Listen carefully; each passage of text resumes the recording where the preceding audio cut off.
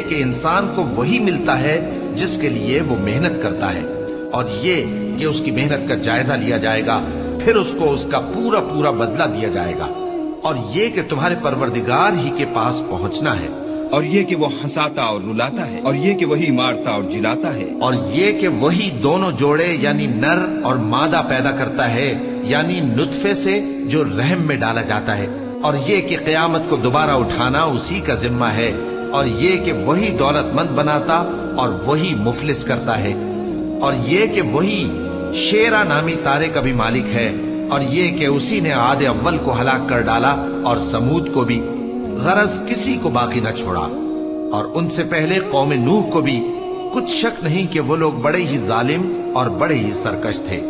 اور اسی نے الٹی ہوئی بستیوں کو دے پٹکا، پھر ان پر جو چیز چھا گئی سو چھا گئی۔ تو اے انسان،